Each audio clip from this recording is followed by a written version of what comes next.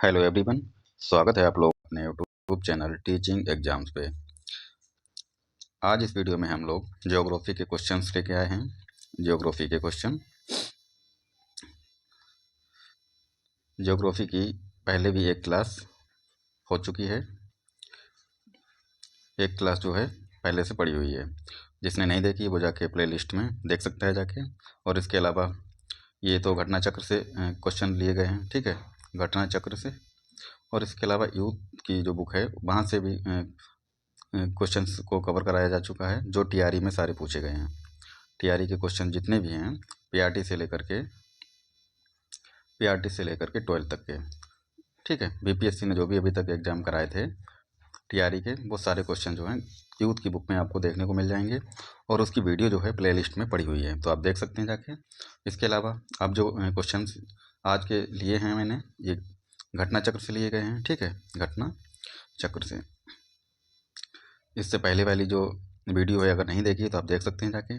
सारे pre by के question हैं और इम्पोर्टेंट हैं। 4.0 के लिए ये रामबाण साबित होने वाले हैं, ठीक है। 4.0 के जो भी तैयारी कर रहे हैं उनके लिए ये रामबाण होने वाले हैं। तो इसमें कौन कौन ये वीडियो देख सकता है? पीआरटी वाले देखें, पीआरटी वालों के लिए काफ़ी हेल्पफुल होगा। इसके अलावा 6 to 8, ठीक है, इन लोगों तो ये वीडियो देखनी ही देखनी चाहिए। इसके अलावा जीएस के क्वेश्चन हर एग्ज़ाम में पूछे जाते हैं, तो सारे लोग देख सकते हैं।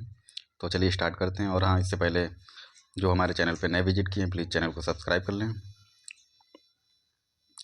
सब्सक्राइब करके आप हमें सपोर्ट कीजिए, ठीक है। और वीडियो अगर पसंद आए तो लाइक भी करें और शेयर भी करें।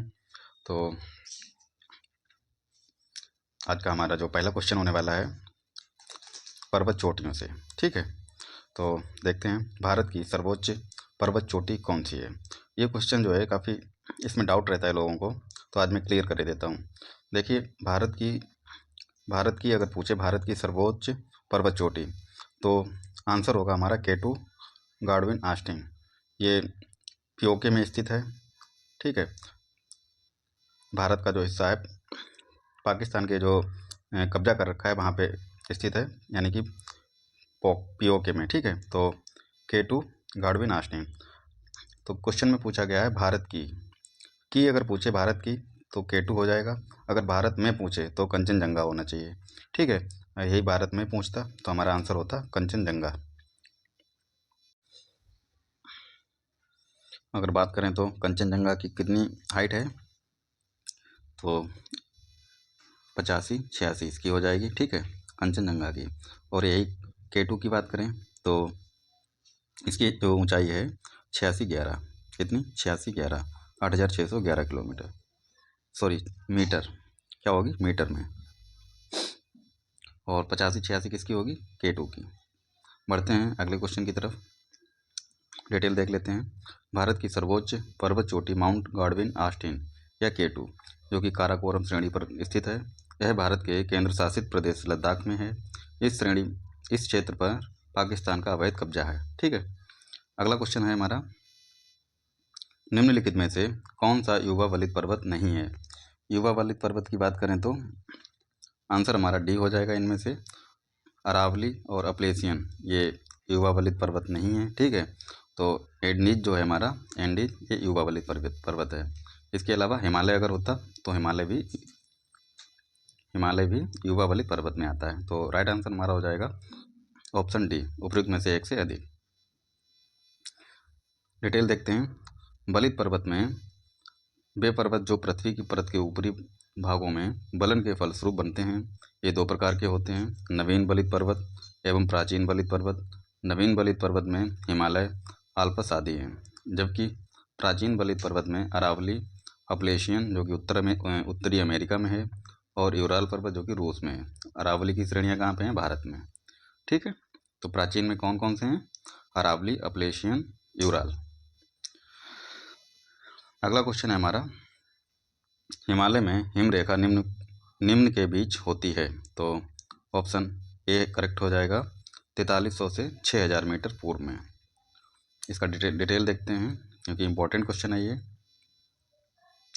हिमरेखा की बात करें तो औसत ऊंचाई इसकी जो होती है महान हिमालय के उत्तरी भाग में 5500 से 6000 मीटर, और महान हिमालय के दक्षिणी भाग में 4500 से 6000 मीटर पर पाई जाती है। इस प्रकार पश्चिम हिमालय की औसत हिमरेखा जो होगी 5800 मीटर तथा पूर्वी हिमालय में 4300 मीटर। ठीक है। अगला क्वेश्चन है हमारा, निम्नलिखित क्षेत्रों में से किसकी न्यून हिमरेखा है? न्यून हिमरेखा किसकी है? अगर देखा जाए तो ऑप्शन में ऑप्शन सी करेक्ट हो जाएगा, आल्प्स क्षेत्र में। किसकी न्यून हिमरेखा है? आल्प्स क्षेत्र की। हिमरेखा से तात्पर्य पहाड़ों की ऊंचाई की वह सीमा जिसके ऊपर स्थायी बर्फ अवश्य होती है, जिस कारण वहाँ कोई वनस्पति नहीं उगती। दिए गए विकल्पों में आल्प्स क्षेत्र की हिमरेखा न्यून है। ठीक है। अगला क्वेश्चन है, निम्नलिखित क्षेत्रों में से कौन सा भूस्खलन प्रवृत्त या प्रोन नहीं है? तो ये पूर्वी घाट का क्षेत्र जो है भूस्खलन प्रवृत्त नहीं होता है, बाकी पश्चिमी घाट और हिमालय क्षेत्र भूस्खलन प्रोन में आते हैं। अगला क्वेश्चन है हमारा, डिटेल भी देख लेते हैं। प्रश्नगत विकल्पों में पूर्वी घाट क्षेत्र भूस्खलन प्रोन नहीं है। ठीक है। भूस्खलन प्राकृतिक आपदाएं हैं जो मुख्य रूप से पहाड़ी इलाकों में होती हैं। भारत को विश्व स्तर पर शीर्ष 5 भूस्खलन प्रवण देशों में से एक माना जाता है। ठीक है। 5 देशों की सूची में भारत का भी स्थान है। अगला क्वेश्चन है,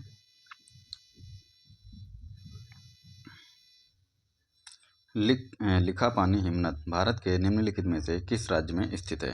तो ये अरुणाचल प्रदेश में है। लिखापानी कहाँ पे है? अरुणाचल प्रदेश। लिखापानी हिमनद भारत के अरुणाचल प्रदेश में स्थित है। ठीक। भारत और म्यांमार सीमा पर ये स्थित है। सिक्किम राज्य में प्रमुख रूप से 2 दर्रे हैं। कौन कौन सा? नाथुला दर्रा और जेलेपा। ये कहाँ पे हैं? सिक्किम में। इसके अलावा हिमाचल प्रदेश में भी सिपकिला दर्रा और रोहतांग बड़ा लाचा, तो ये कहाँ पे हैं? ये पड़ेंगे हमारे हिमाचल प्रदेश में। ठीक है। सिक्किम में नाथुला और जेलेपला। ठीक है। अगला क्वेश्चन है, मुला मस्कत और बोलन क्या हैं? ये पर्वतीय दर्रे हैं।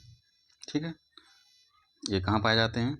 ये पाकिस्तान के बलूचिस्तान जो प्रांत है वहाँ पे पाए जाते हैं। अगला क्वेश्चन देखते हैं। अब जो क्वेश्चन है हमारे पठार से संबंधित हैं। भारत के अतिरिक्त प्रायद्वीपीय पर्वत निर्मित हुए, तो ये कैसे निर्मित हुए थे? ये सोनोजोइक महाकल्प से। ठीक है। अगला क्वेश्चन है, छोटा नागपुर पठार जो है ऑप्शन में दे रखा है, एक अग्र गंभीर है, एक गर्त है, एक पदस्थली या एक समप्राय भूमि। तो ये अग्र गंभीर ऑप्शन करेक्ट हो जाएगा। क्या है? एक अग्र गंभीर है। इसके बारे में थोड़ा जान लेते हैं। छोटा नागपुर पठार में विभिन्न ऊंचाइयों के पठारों का क्रम मिलता है। मध्य पश्चिमी भाग पर पाटभूमि स्थित है। कहाँ पे है? मध्य पश्चिमी भाग पे, जिसकी अधिकतम ऊंचाई जो है 1100 मीटर है। इस पठार के प्रत्येक दिशा में सोपान मिलते हैं। पठार में ढाल तीव्र ढाल के रूप में पाए जाते हैं, अतः यह एक अग्र गंभीर है।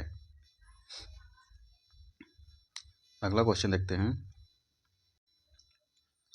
दंडकारण्य क्षेत्र किस राज्य में स्थित है?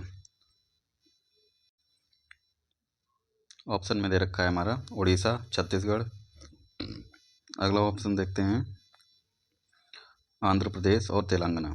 तो ऑप्शन हमारा करेक्ट हो जाएगा उपयुक्त में से एक से अधिक। तेलंगाना में भी और आंध्र प्रदेश में भी और छत्तीसगढ़ में भी। ठीक है। इसके अलावा देखते हैं, देखिए उड़ीसा, छत्तीसगढ़, तेलंगाना, महाराष्ट्र और आंध्र प्रदेश, यहाँ तक फैला हुआ है दंडकारण्य। ठीक। हालांकि दंडकारण्य क्षेत्र का बहुत छोटा भाग मध्य प्रदेश में भी पड़ता है। अगला क्वेश्चन देखते हैं, बिहार के निम्न हिस्सों में से कौन सा हिस्सा भूतात्विक दृष्टि से अपेक्षाकृत पुराना है? अगर पुराने की बात करें तो ये खड़गपुर की पहाड़ियाँ जो है, ऑप्शन करेक्ट हो जाएगा हमारा खड़गपुर की पहाड़ियाँ। खड़गपुर की पहाड़ियाँ कैसी हैं? ये धारवाड़ क्रम की चट्टानें हैं। इसके अलावा रोहतास पठार जो है ये विंध्यन क्रम का, ये क्वेश्चन पूछा भी गया था TRE 3 में। रोहतास पठार तो ये विंध्यन क्रम के हैं। ठीक है। खड़गपुर वाली धारवाड़ क्रम की। इसके अलावा उत्तर पश्चिमी पहाड़ियों की बात करें तो ये तृतीय क्रम की हैं, और उत्तरी गंगा मैदान जो है नवीनतम है। ये 2018 का पूछा हुआ क्वेश्चन है। निम्न में से कौन सा मेघालय पठार का अंश नहीं है? अगर मेघालय पठार की बात करें तो गारो पहाड़ियाँ भी आती हैं, जयंतियाँ पहाड़ियाँ भी आती हैं, खासी यानी कि गारो, खासी, जयंतियाँ, तो ये मेघालय पठार के हैं। तो बचा एक ऑप्शन यानी कि भुवन पहाड़ियाँ, ऑप्शन ए करेक्ट हो जाएगा। भुवन पहाड़ियाँ कहाँ की हैं? ये मिजो हिल्स की, कहाँ की? मिजो हिल्स। तो राइट आंसर क्या हो जाएगा? Option A. इसका डिटेल देखते हैं। भुवन पहाड़ियाँ मिजो हिल्स का भाग हैं, ठीक है। ये देखिए मिजो हिल्स का भाग है भुवन पहाड़ियाँ, जो पूर्वोत्तर हिमालय का अंग है। कहाँ पे है? पूर्वोत्तर हिमालय। जबकि गारो, खासी और जयंतिया पहाड़ियाँ जो है मेघालय पठार के भाग हैं। नेक्स्ट क्वेश्चन है हमारा, मालनाड क्षेत्र का संबंध निम्नलिखित में से भारत के किस पठार से है? तो ये कर्नाटक का पठार जो है मालनाड का क्षेत्र, इससे संबंधित है। मालनाड क्षेत्र का संबंध जो है दक्षिण भारत में कर्नाटक के पठार से है। यह पश्चिम घाट के पश्चिमी और पूर्वी ढलानों को कवर करता है और कर्नाटक का चेरापूंजी भी इसको कहा जाता है। किसको? मालनाड को। चलते हैं नेक्स्ट क्वेश्चन पे। भारत की तटरेखा है, तो ये 1994 में पूछा हुआ क्वेश्चन है, तो कोई भी ऑप्शन सही नहीं है। तो भारत की तटरेखा है कितनी? तो ये है 7516.6 किलोमीटर। कितनी? 7516.6 किलोमीटर, ठीक है। तो राइट आंसर हमारा क्या होगा? 7516.6। देख सकते हैं आप, भारत तीन ओर समुद्र से घिरा हुआ है तथा इसकी तटरेखा 7516.6 किलोमीटर लंबी है। तो निकटतम विकल्प के रूप में विकल्प डी को सही उत्तर माना गया। ये 1994 का क्वेश्चन है, तब इस तरह के क्वेश्चन पूछे जाते थे, लेकिन अब ऐसा नहीं पूछा जाएगा, क्योंकि अब जो है 5 ऑप्शन दिए जाते हैं, तो एग्जैक्ट आंसर होगा वही माना जाएगा।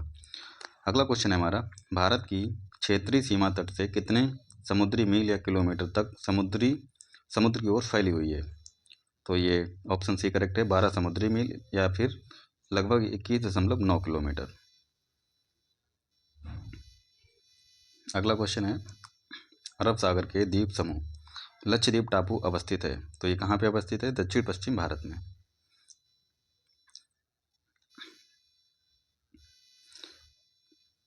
क्वेश्चन है, लक्षद्वीप में कितने द्वीप हैं? तो लक्षद्वीप में 36 द्वीप हैं, ठीक है। ऑप्शन सी करेक्ट आंसर हो जाएगा।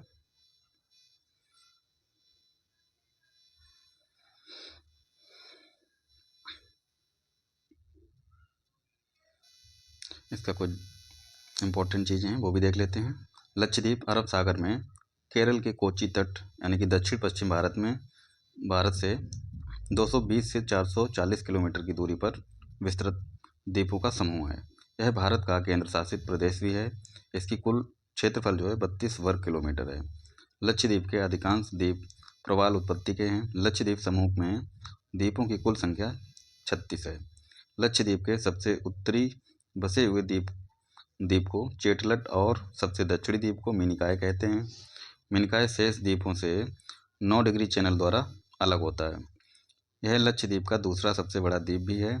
कवरत्ती लक्षद्वीप की राजधानी है, जो कवरत्ती द्वीप पर ही स्थित है। तो लक्षद्वीप का सबसे बड़ा द्वीप एंडरोथ अथवा एंडरोथ। सबसे बड़ा द्वीप कौन सा है लक्षद्वीप का? एंडरोथ, ठीक है। अगला क्वेश्चन है हमारा, द्वीपों का समूह लक्षद्वीप, तो ये कैसा है? प्रवाल उत्पत्ति का है। कैसा है? प्रवाल उत्पत्ति का। द्वीपों का समूह लक्षद्वीप प्रवाल उत्पत्ति का है। भारत में प्रवाल भित्तियाँ यानी कि कोरल रीफ्स अंडमान और निकोबार द्वीप समूह और मन्नार की खाड़ी, लक्षद्वीप, मालवान यानी कि महाराष्ट्र में जो है, और कच्छ की खाड़ी में पाई जाती हैं, ठीक है। यानी कि प्रवाल भित्तियाँ कहाँ कहाँ पाई जाती हैं? अंडमान निकोबार द्वीप समूह में, मन्नार की खाड़ी पे, और लक्षद्वीप में, मालवन में और कच्छ की खाड़ी में, ठीक है। चलते हैं अगले क्वेश्चन की तरफ। निम्नलिखित में से किस क्षेत्र में प्रवाल भित्ति नहीं पाई जाती है? तो ये मन्नार की खाड़ी में पाई जाती है, अभी हमने पढ़ा था ऊपर, कच्छ की खाड़ी में भी और लक्षद्वीप और मिनिकॉय द्वीप पे भी। तो कहाँ नहीं पाई जाती है? कैम्बे की खाड़ी में। प्रवाल भित्ति कैम्बे की खाड़ी में नहीं पाई जाती है, तो ऑप्शन हमारा ए करेक्ट हो जाएगा। अगला क्वेश्चन है हमारा, उत्तराखंड का कौन सा जिला तिब्बत सीमा से नहीं लगा है? तो ये अल्मोड़ा जो है तिब्बत सीमा से नहीं लगा है, बाकी उत्तरकाशी भी लगा है, चमोली भी लगा हुआ है। अगला क्वेश्चन है हमारा, भारत के कितने राज्यों की सीमा सामान्य सीमा यानी कि कॉमन बॉर्डर पाकिस्तान और बांग्लादेश के साथ साझा करते हैं। तो भारत और पाकिस्तान का कोई भी कॉमन बॉर्डर जो है बांग्लादेश के साथ साझा नहीं करता है। राइट आंसर हमारा ऑप्शन ई, यानी कि इनमें से कोई नहीं। अब देखते हैं पाकिस्तान के साथ में कौन कौन से राज्य सीमा साझा करते हैं। देखो, जम्मू कश्मीर और लद्दाख, पंजाब, राजस्थान, गुजरात। ठीक है, कितने? जम्मू कश्मीर, लद्दाख, पंजाब, राजस्थान और गुजरात, यानी कि 5 राज्य। इसके अलावा बांग्लादेश के साथ में असम हो गया, पश्चिम बंगाल हो गया, मिजोरम हो गया, मेघालय और त्रिपुरा, यानी कि 5। तो 5 राज्य पाकिस्तान के सीमा से लगे हुए हैं और 5 ही बांग्लादेश के। बांग्लादेश से कितनी सीमा साझा करता है भारत की? 4096। ठीक है,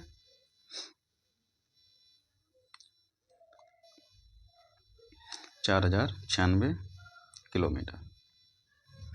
अगला क्वेश्चन है हमारा, विदर्भ एक प्रादेशिक नाम है भारत में और यह है महाराष्ट्र का अंग है, यानी कि ऑप्शन बी। तो विदर्भ एक प्रादेशिक नाम है भारत और ये महाराष्ट्र का अंग है। अगला क्वेश्चन देखते हैं, पाट अंचल अवस्थित है, ये कहाँ पे अवस्थित है? ये झारखंड में। अगला क्वेश्चन देखते हैं, झुमरी तलैया जो रेडियो पर गीतों की फरमाइश के लिए प्रसिद्ध है, किस राज्य में है? तो ये झारखंड में झुमरी तलैया स्थित है। झारखंड में कहाँ पे? कोडरमा जिले में। अगला क्वेश्चन देखते हैं, क्षेत्रफल के अनुसार निम्नलिखित राज्यों का सही अवरोही क्रम है। तो अवरोही क्रम की बात करें तो मध्य प्रदेश हो जाएगा 1 नंबर पे, फिर उसके बाद उत्तर प्रदेश हो जाएगा, फिर उसके बाद आंध्र प्रदेश हो जाएगा और फिर उसके बाद बिहार। तो कौन सा ऑप्शन हमारा करेक्ट होगा? ऑप्शन डी करेक्ट हो जाएगा। ठीक है, 3, 4, 1, 2। मध्य प्रदेश की कितना वर्ग किलोमीटर क्षेत्रफल है? 3,08,252 वर्ग किलोमीटर। ठीक है, उत्तर प्रदेश का कितना है? 24,0928 और आंध्र प्रदेश का 16,0205। इसके अलावा बिहार की बात करें तो 94,163, यानी कि 94,163 वर्ग किलोमीटर। सबसे बड़ा राज्य कौन सा है क्षेत्रफल की दृष्टि से? तो हमारा राजस्थान। ठीक है, चलते हैं अगले क्वेश्चन पे। क्षेत्रफल के क्रम में भारत के 3 बड़े राज्य, तो राजस्थान, मध्य प्रदेश और फिर महाराष्ट्र। तो यही ऑप्शन करेक्ट हो जाएगा। सबसे बड़ा राजस्थान है, ठीक है, फिर उसके बाद मध्य प्रदेश, फिर महाराष्ट्र, ठीक है, फिर यूपी। अगला क्वेश्चन है हमारा, भारत में जनसंख्या के अनुसार तीसरा एवं क्षेत्रफल में 12वां राज्य है। तो जनसंख्या के अनुसार से तीसरा और क्षेत्रफल की दृष्टि से 12वां, तो ये बिहार है। ठीक है, क्वेश्चन है इसका डिटेल देखते हैं। बिहार जनसंख्या की दृष्टि से भारत का तीसरा बड़ा राज्य है तथा क्षेत्रफल की दृष्टि से कितना? 12वां बड़ा राज्य था। तेलंगाना के गठन के बाद क्षेत्रफल की दृष्टि से बिहार का स्थान 13वां हो गया। ज्ञातव्य है कि जम्मू और कश्मीर को केंद्र शासित प्रदेश घोषित किए जाने के उपरांत क्षेत्रफल की दृष्टि से बिहार का स्थान पुनः 12वां हो गया। ठीक है, तो फिलहाल में अभी भी 12वां है। अब जो हमारा अगला क्वेश्चन है, असम कुल मिलाकर कितने राज्यों एवं केंद्र शासित क्षेत्रों से घिरा हुआ है? तो ये असम जो है 7 राज्य और केंद्र शासित प्रदेशों से घिरा हुआ है। तो ऑप्शन हमारा बी करेक्ट हो जाएगा। नेक्स्ट क्वेश्चन है हमारा, भौगोलिक क्षेत्र की दृष्टि से भारत के निम्न जिलों में से कौन सा जिला सबसे बड़ा है? तो क्षेत्रफल की दृष्टि से अगर बात करें तो कच्छ सबसे बड़ा जिला है, कच्छ। उसके बाद लेह जो कि लद्दाख में पड़ता है, लद्दाख में। ठीक है, कच्छ कहाँ? गुजरात में पड़ता है। देख सकते हैं आप, कच्छ की यानी कच्छ गुजरात में पड़ता है, लेह जो है लद्दाख में पड़ता है। ठीक है, जैसलमेर राजस्थान में और बाड़मेर भी राजस्थान में। अगर बात करें तो कच्छ 45,674 वर्ग किलोमीटर। ठीक है, और इसके बाद लेह 45,100, ये 45,110 वर्ग किलोमीटर, एग्जैक्ट की बात करें तो 45,110 वर्ग किलोमीटर। तो कच्छ सबसे बड़ा हो जाएगा 45,674। फिर उसके बाद जैसलमेर 38,401 हो जाएगा। बाड़मेर 28,387 वर्ग किलोमीटर। चलते हैं अगले क्वेश्चन पे। गुजरात की राजधानी कौन सी है? तो ये गांधीनगर हो जाएगी, ऑप्शन सी। ये 2001 में पूछा गया था। राजस्थान की राजधानी कौन सी है? तो ये जयपुर। अब इस टाइप के क्वेश्चन नहीं पूछे जाते, पहले पूछे जाते थे। अब जो क्वेश्चन है हमारे प्रजातियों से संबंधित हैं, ठीक है, इंपॉर्टेंट है। एक आध क्वेश्चन आपको देखने को मिल ही जाता है। भारत के निम्नलिखित भागों में द्रविड़ियन प्रजाति मुख्यतः कहाँ संकेंद्रित है? तो ये राइट आंसर क्या हो जाएगा हमारा इसका? तो द्रविड़ियन प्रजाति कहाँ पाई जाती हैं? ये दक्षिण भारत में पाई जाती हैं, ठीक है। नेक्स्ट क्वेश्चन पे चलते हैं। अच्छा, इसका डिटेल भी देख लेते हैं, इंपॉर्टेंट है। द्रविड़ियन प्रजाति मुख्य रूप से भारत के दक्षिणी भाग में संकेंद्रित है। ये द्रविड़ भाषा परिवार से संबंधित हैं। इनमें तमिल हो गया, कन्नड़ हो गया, मलयालम, तेलुगु और तुलु प्रमुख हैं। द्रविड़ियन प्रजाति के लोग मध्य भारत तथा दक्षिण पूर्वी भारत में भी पाए जाते हैं, ठीक है। अगला क्वेश्चन देखते हैं। निम्नलिखित में से किस राज्य में जनजातीय समुदाय की पहचान नहीं की गई? तो एसटी कम्युनिटी की जो पहचान है कहाँ नहीं की गई? तो ये हरियाणा में नहीं की गई अभी तक। 2011 की जनगणना के अनुसार पंजाब हो गया, हरियाणा हो गया, चंडीगढ़, दिल्ली और पुडुचेरी में जनजातीय समुदाय की पहचान नहीं की गई है। तो ये याद रखना, कौन कहाँ कहाँ पे, एक बार फिर रिपीट कीजिए। पंजाब, हरियाणा, चंडीगढ़, दिल्ली, पुडुचेरी, ठीक है। यहाँ पे एसटी कम्युनिटी की जो पहचान है नहीं की गई है। अगला क्वेश्चन है हमारा, गद्दी लोग निवासी हैं, कहाँ के निवासी हैं ये? हिमाचल प्रदेश के। हिमाचल प्रदेश के अलावा जम्मू कश्मीर, लद्दाख में भी पाए जाते हैं गद्दी जनजाति। तो गद्दी कहाँ पाई जाती है? हिमाचल प्रदेश, जम्मू कश्मीर, लद्दाख। अगला क्वेश्चन है, बोडो निवासी हैं, कहाँ के निवासी हैं बोडो? ये गारो पहाड़ी के, ठीक है। इसके अलावा कहाँ पाए जाते हैं?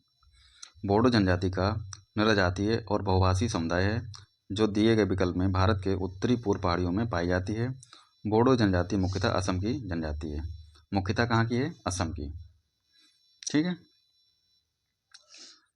अगला क्वेश्चन है, गारो जनजाति कहाँ पाई जाती है? ये मेघालय, मुख्यतः मेघालय में पाई जाती है। इसके अलावा देखते हैं, जनजाति कार्य मंत्रालय 2022-23 के अनुसार गारो जनजाति मेघालय के साथ असम हो गया, मिजोरम, नागालैंड, त्रिपुरा, पश्चिम बंगाल में भी पाई जाती है। कहाँ कहाँ? मेघालय में तो मुख्यतः पाई जाती है। इसके अलावा असम में, मिजोरम, नागालैंड, त्रिपुरा और वेस्ट बंगाल में भी पाई जाती है। तो ऑप्शन हमारा डी करेक्ट हो जाएगा। अगला क्वेश्चन देखते हैं, भील जनजाति कहाँ पाई जाती है? भील महाराष्ट्र में पाई जाती है। महाराष्ट्र के अलावा गुजरात में भी पाई जाती है, ठीक है।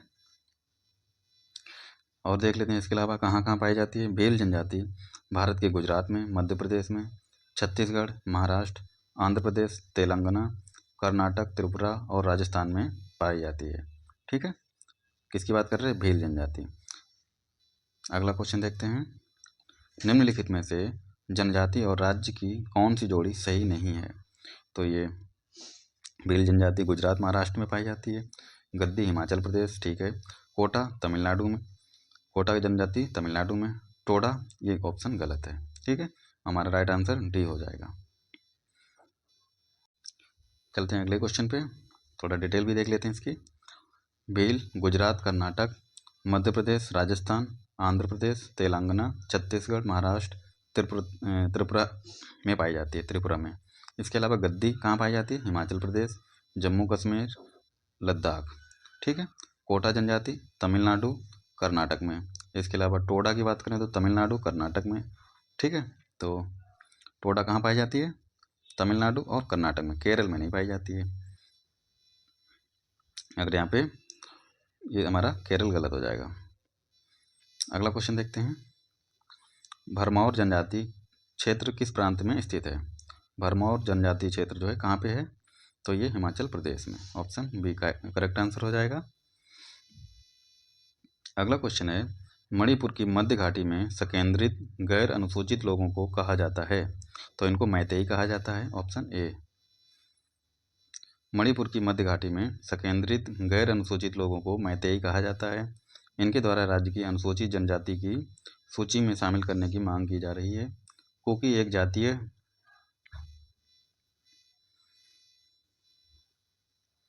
कुकी जो है एक जाति समूह है जिसमें मूल रूप से मणिपुर, मिजोरम, असम जैसे पूर्वोत्तर राज्यों में रहने वाली कई जनजातियां शामिल हैं। ठीक। अब जो क्वेश्चन है हमारे अपवाह तंत्र से संबंधित हैं, गंगा नदी तंत्र से। तो पहला क्वेश्चन है, गंगा की जलोढ़ मृदा की गहराई भूमि सतह के नीचे लगभग कितनी है? तो ये 6000 मीटर तक। भूमि के नीचे की गहराई कितनी है? 6000 मीटर तक। ओल्डहम के अनुसार गंगा के जलोढ़ निक्षेपों की मोटाई जो है 4000 से 6000 मीटर है तथा गिलेनी के अनुसार कितनी है? 2000 मीटर। अगला क्वेश्चन है हमारा, निम्नलिखित नगरों में अलकनंदा एवं भागीरथी कहाँ मिलती हैं? अलकनंदा और भागीरथी कहाँ मिलकर गंगा नदी बनाती हैं? तो ये देवप्रयाग में मिलती है, अलकनंदा और भागीरथी। देवप्रयाग में अलकनंदा और भागीरथी का मिलान होता है तब गंगा नदी बनती है। ठीक है। अगला क्वेश्चन है, इसका देख लेते हैं थोड़ा और। देवप्रयाग उत्तराखंड के टिहरी गढ़वाल जिले में स्थित है। कहाँ पे? उत्तराखंड के टिहरी गढ़वाल में प्रसिद्ध तीर्थ स्थान है। यह अलकनंदा तथा भागीरथी नदियों के संगम पर स्थित है। इसी संगम स्थल के बाद से नदी को गंगा के नाम से जाना जाता है। देवप्रयाग उत्तराखंड के 5 प्रयागों में से एक माना जाता है और विष्णु प्रयाग जो है धौली गंगा और अलकनंदा नदियों का संगम है। कहाँ पे? धौली गंगा और अलकनंदा की नदियों का संगम कहाँ पे? विष्णु प्रयाग में। अगला क्वेश्चन है हमारा, भारत की सबसे बड़ी वहा नदी कौन सी है? तो गंगा हमारी हो जाएगी 2525 किलोमीटर। कितनी? 2525 किलोमीटर। ऑप्शन सी करेक्ट हो जाएगा। देख सकते हैं गंगा की कितनी लंबाई है? 2525 किलोमीटर। गोदावरी की 1465 किलोमीटर। नर्मदा नदी 1312 किलोमीटर। महानदी 851 किलोमीटर। तो दोस्तों ये थे आज के कुछ हमारे इंपॉर्टेंट क्वेश्चन। ठीक है, आशा करते हैं आप लोगों को वीडियो पसंद आई होगी। मिलते हैं अगली नई वीडियो पे। तब तक के लिए आप पढ़ते रहिए, मुस्कुराते रहिए, अपना ख्याल रखिए, अपनों का ख्याल रखिए। और हाँ, अगर वीडियो पूरी देखी है तो वीडियो को लाइक भी करें, शेयर भी करें और चैनल को सब्सक्राइब ज़रूर करें। ठीक है, आपके लिए ऐसी नई वीडियो आती रहेगी। ठीक है, धन्यवाद।